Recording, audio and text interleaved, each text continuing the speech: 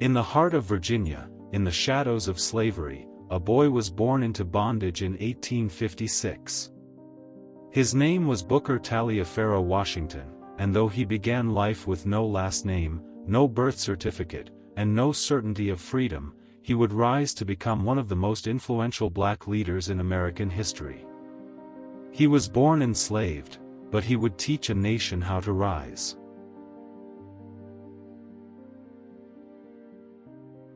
After emancipation, Booker's newly freed family moved to Malden, West Virginia. Life wasn't easy. He worked in salt furnaces and coal mines as a child, breathing smoke and dust instead of schoolroom air. But he carried a deep hunger, not for food, but for knowledge. He taught himself the alphabet. He read scraps of newspapers. And then one day, he heard about a school hundreds of miles away, a place called Hampton Institute, where black students could learn. With almost no money and no plan except hope, Booker walked much of the way, sleeping outdoors, arriving exhausted but determined. He was admitted, and the journey truly began.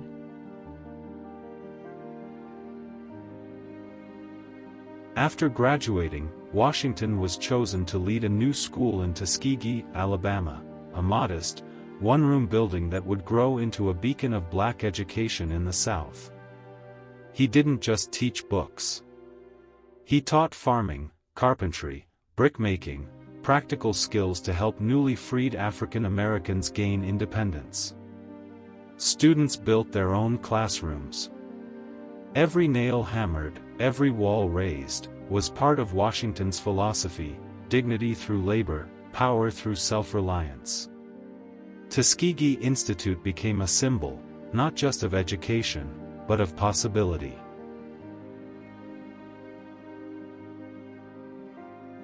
In 1895, Booker stood before a mixed audience at the Cotton States and International Exposition in Atlanta. It was a bold moment, a black man addressing Southern whites with a message of cooperation, not confrontation. He urged black Americans to focus on education, work, and economic stability, to build from the ground up, rather than demand immediate political rights. He said, "In all things that are purely social we can be as separate as the fingers, yet one as the hand in all things essential to mutual progress."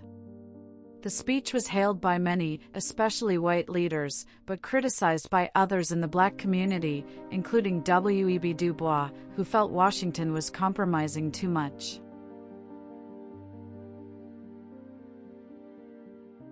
Booker T. Washington became the most famous black man in America.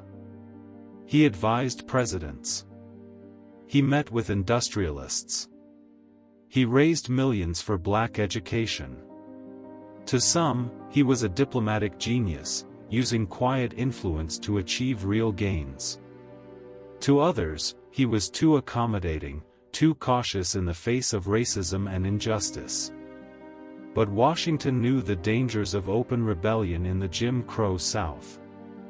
His power came not from protest in the streets, but from alliances, strategy, and long-term vision.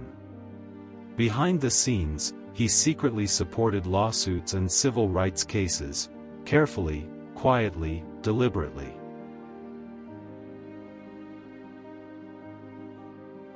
Despite fame, Washington never grew arrogant. He remained humble, tireless, always working for his people. He traveled constantly, delivering speeches, raising funds, managing Tuskegee.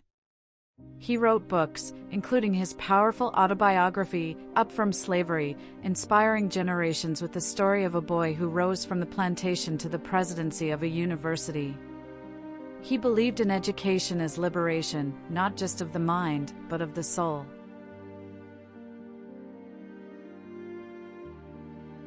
Booker T. Washington died in 1915, at the age of 59.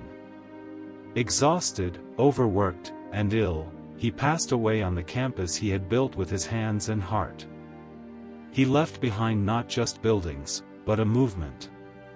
Tuskegee Institute thrived. His teachings shaped generations.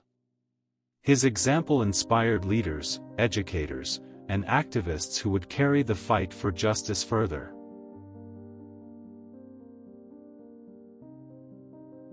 Booker T. Washington's life is a story of transformation, not only personal, but national.